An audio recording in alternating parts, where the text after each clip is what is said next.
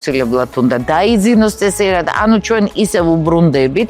საერთოდ სიტყვა დიეტა ბერძნულიდან ითარგმნება როგორც სწორი კვება და სწორი ცხოვრების რეჟიმი. ეს არ ნიშნავს იმას, რასაც ჩვენ ხოლმე გულისხმობთ. ის, რასაც ჩვენ ვაკეთებთ იგივე პაციენტებთან, მე ამას დავარქვევდი უფრო პროგრამებს, იმიტომ რომ აი გარკვეული სტილი კვების, ეგ არის უკვე პროგრამები და ერთი სტილი კვების არასდროს არ უხდება მეორე ადამიანს. სხვა შორის როცა ჩვენ ფსიქიკაზე ლაპარაკობთ, ადამიანი უნდა ძალიან კარგად არ აქვს მნიშვნელობა რა დაავადება აქვს სიმსუქნე თუ შაქრიანი დიაბეტი, ძალიან კარგად უნდა გამოვკითხოთ პირველ რიგში რა არის საერთოდ მისი კვების სტილი. პაციენტი რომელიც მოვა ენდოკრინოლოგთან და ეს რო არ გამოკითხოს და არ გაითვალისწინოს და ეხლა მაგალითად აი თქვენ რო გადაწყვიტოთ რატომღაც ეხლა კი არ გჭირდებათ, მაგრამ რო 3 კილო დაიკლოთ და მიხვედით ენდოკრინოლოგთან და იქ არც კითხა რომელი პროდუქტი გიყვართ, რა არის საერთოდ ჩვევა, იმიტომ რომ თითოეულ ოჯახს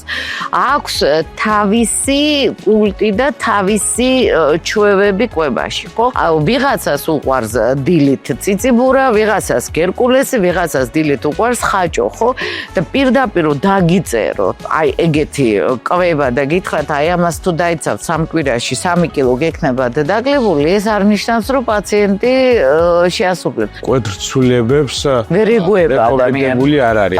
არის ყველაფერი ჯობია ეტაპობრივად, რომ ადაპტაციური პროცესები სწორად განვითარდეს. აი ზუსტად თქვენ რაც ბრძანეთ ქალბატონელი, ანუ ის რომ ჩვენს ანუ სწორი რა არის, სწორი მართვა კვების, ანუ უცბად ის კი არა რომ იდეა, ანუ ძალიან დარღვეული საკვებიდან ერთ დღეში უკეთრად შეუწყო.